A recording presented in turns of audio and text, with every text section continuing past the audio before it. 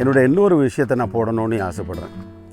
நர்சரியில் வந்து நிறையா நம்ம இப்போது சூடு காலம் இல்லையா, ஏன் விவசாயம் பண்ணணுன்ற ஒரு நோக்கத்தில் இருக்கிறதுனால சொல்கிறேன் நான். இதெல்லாம் சூடு பார்த்திங்களா, அதனால் இங்கே நர்சரியில் வந்து நிறைய பிளான்ட்ஸ் வச்சுருக்கோம். நிறையா பிளான்ட்ஸ் இருக்குது. இந்த பிளான்ட்ஸ்லாம் பார்த்தீங்க அப்படின்னு சொன்னால் ஆல் டைப் ஆஃப் பிளான்ட்ஸ், எல்லா விதமான பிளான்ட்ஸும் இருக்குது. இது எல்லாம் வெயிலில் தான் இருக்குது. சரியா? ஏன் நான் நிழலுக்கும் வெயிலுக்கும் வித்தியாசத்தை கொண்டுட்டு வந்தேன்னா, இது வந்து வெயிலில் இருக்கக்கூடிய பிளான்ட்ஸ். இது ஃபுல்லாகவே நம்ம நாட்டில் வரக்கூடியது. அங்கே ஷேடுன்னு சொன்னேன், அப்புறமா மெடிசனல் பிளான்ட்டை காமிச்சேன் நான். இங்கே வந்து வெயிலில் தான் இருக்குது. இதை வந்து வெயிலில் தான் வைக்கணும். இது எவ்வளோ வெயில்னாலும் என்ன செய்யும், தாங்கும். ஆனால் நல்லா தண்ணி அடிக்கும், நல்ல வாட்ரு நல்லா ஸ்ப்ரே பண்ணணும், தண்ணி அடிக்கணும். நல்லா நம்ம தண்ணியை பாய்க்கும் பொழுது என்ன செய்யும், இந்த மரங்களும் நல்லா வரும். இது பாருங்கள், எலுமிச்சங்கன்று இருக்குது. எலுமிச்சங்கன்று வந்து குறைஞ்சபட்சம் எப்படி ஒரு ஒரு ஒரு 5 அடி இருக்கும். இந்த கன்று ஒரு 5 அடி இருக்கும். இதெல்லாம் பார்த்திங்கன்னா நம்ம விவசாயத்துக்கே என்ன செய்யலாம், போடலாம். விவசாயம் டைரெக்டாக விவசாயம் பண்ணலாம்.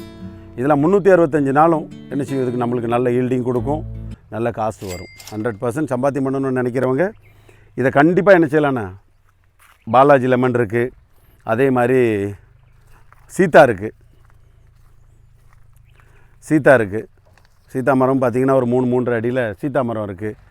இது நிறையா இருக்குது. மாமரம் இருக்குது, சீத்தா இருக்குது, பலா இருக்குது, கொய்யா இருக்குது, வாட்டர் ஆப்பிள் இருக்குது. ஸோ இப்படி நிறையா ஃப்ரூட்ஸும் அண்டு சிட்ரிக் வெரைட்டிஸ் நிறையா இருக்குது. அதனால் நீங்கள் என்ன செய்யுங்கன்னா, விவசாயத்துக்கு முக்கியத்துவம் கொடுங்க, விவசாயம் பண்ணுங்கள், காய்கறி சொந்தமாக போடுங்க.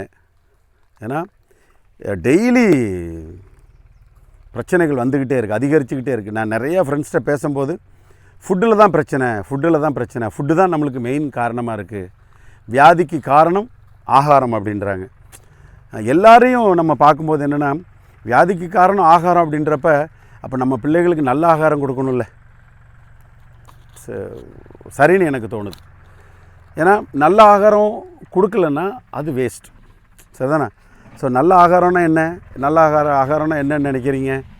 அது பார்த்திங்க அப்படின்னு சொன்னால் மருந்து இல்லாத உணவு, அவ்வளோதான். அது சிம்பிளாக தான் இருக்கும்.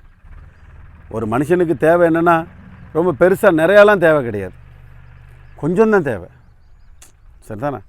அப்போ அதை வந்து நினச்சினா ஒரு 10 தொட்டி எடுத்தோமா, 10 தொட்டியில் காய்கறி போட்டோமா, அந்த தொட்டியில் உள்ள விஷயத்த மக்களுக்கு சொல்லி கொடுத்தோமா, அதுலேருந்து 2 காயை பறித்து குழம்பு வச்சோமா, சாப்பாடுக்கு அந்த டேஸ்ட் பண்ணும்போது அந்த ஒரு இருக்கிற ஒரு டேஸ்ட் எதுலேயுமே கிடையாது. அதனால் தயவுசெய்து என்ன செய்யுங்கன்னா, எல்லாருக்கும் இது பொதுவாக போடக்கூடிய ஒரு விஷயந்தான்.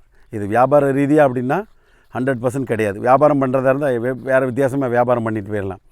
இந்த சூட்டில் நர்சரிலாம் நடத்த முடியாது, அவ்வளோ சூடு இருக்குது, அவ்வளோ கடுமையான சூடு. இதெல்லாம் இந்த சூடு இப்போ பார்த்திங்கன்னா நான் 40 டிகிரிக்குள்ளே நின்றுக்கிட்டு இருக்கேன்.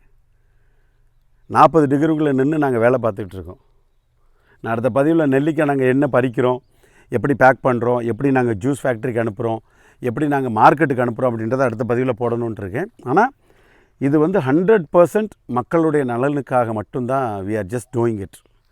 நீங்கள் விவசாயம் பண்ணுங்கள், விவசாயத்துக்கு முக்கியத்துவம் கொடுங்க. விவசாயத்துக்கு முக்கியத்துவம் கொடுக்கலன்னா அடுத்த ஜென்ரேஷனுக்கு சாப்பாடு கிடையாது.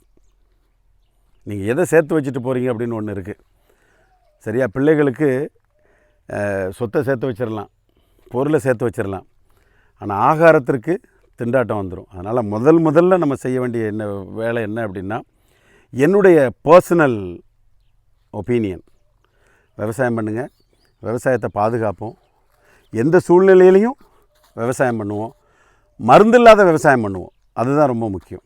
அதனால் விவசாயத்தை சார்ந்து வாழ்வோம், விவசாயம் பண்ணுவோம். உங்களுக்கு என்ன தேவைனாலும் சரி, இந்த இயற்கை நர்சரி கீழே உங்களுக்கு நம்பர் கொடுத்துருப்போம்.